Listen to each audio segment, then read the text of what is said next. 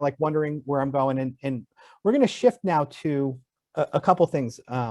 We've got a few clients that have really done some neat things. And I always like, instead of us just talking at you with ideas, to show how creatively other people that own recruiting firms or are solo operators, whatever, have implemented the idea. So you get another spin on a technique and a tactic, right? So you kind of get some, like, they took what we taught them and here's how they applied it in the field, right? So Kathleen, you're here now, right? I am. So I'm going to have you hit lead off. See, I'm in full baseball mode. Not pitch to the right outfield, which is what a note she sent me. It just totally. Anyway, so we're going to hit lead off. And Jill and Kathleen is Jill Detweller's coach. She's been with us for a few months now and has done some amazing things and was nominated to share some of those by our coaching team. So with that, Kathleen, I'll turn it over to you. Cool.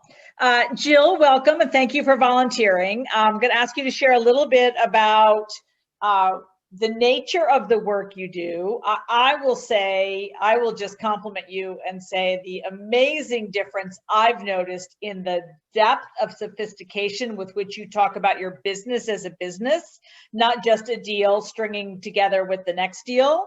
But give us some of the basics about you and what you do, but more importantly, what stands out to you and what are the results you've seen in the time that we've been working together? Because I know they're valuable to you too.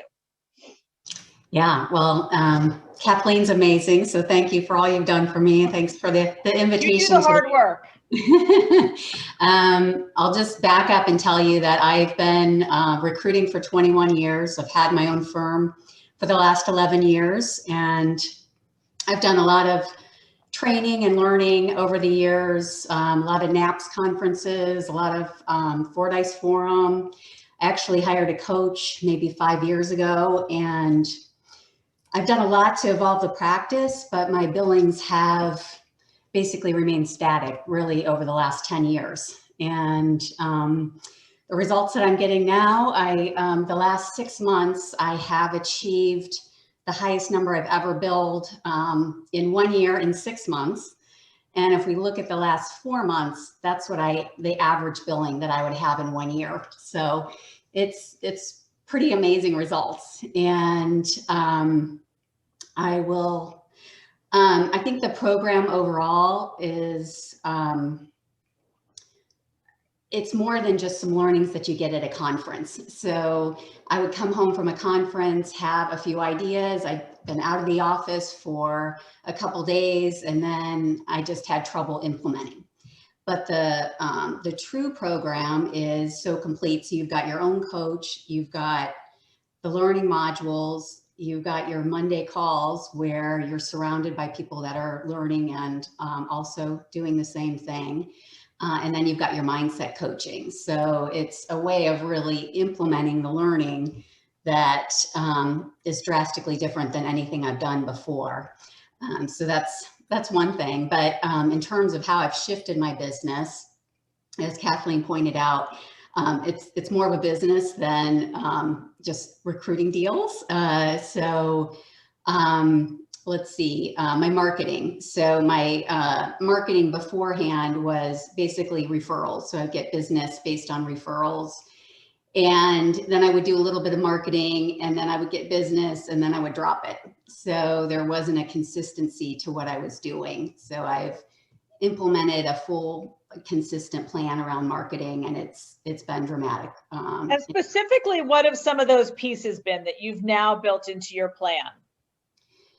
So I'm doing regular MPC marketing campaigns, and I've built into my plan how I'm going to be talking to candidates that would be potential for that, whether they're from a previous search or another candidate. So on a regular basis, I've got campaigns set up, and I have a cadence of when particular target clients will be receiving emails from me.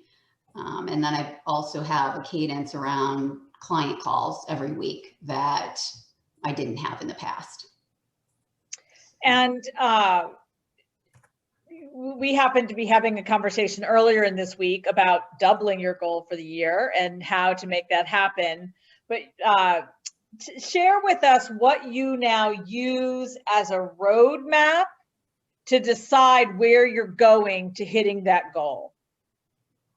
So I'm using the metrics, and I knew about metrics before, but I wasn't using them properly. They're really a strategic planning tool to help guide my daily activities and help me hit my goals. So I've got a critical number of first-time interviews that I have set for each month, and every morning I'm planning to figure out how I'm going to achieve that daily, weekly, and monthly.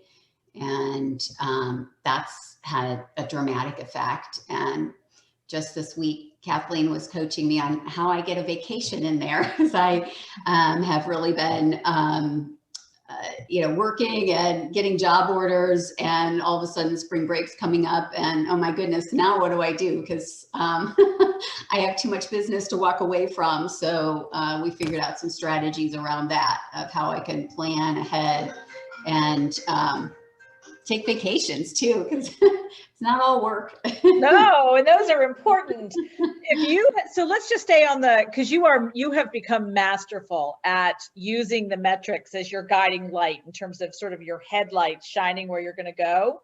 If you had to compare how you plan, both how you feel about your planning and how you actually execute your planning to decide what you're going to do, if you had to describe the before and your after shot, what would they look like? What would the differences be?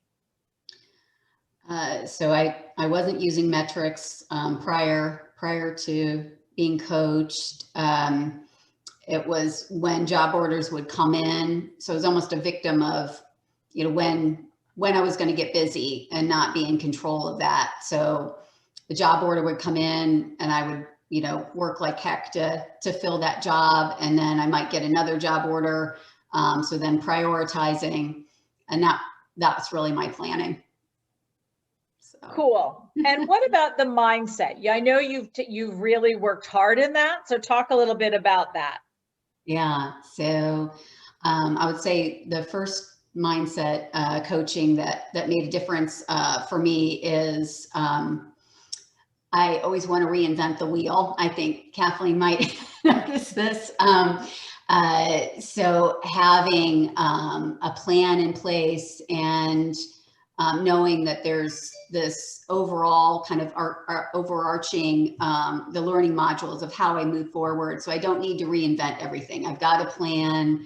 I know how to move forward, and it's just a matter of time of when I can implement. So, so not reinventing the wheel, not trying to do something new and different each time.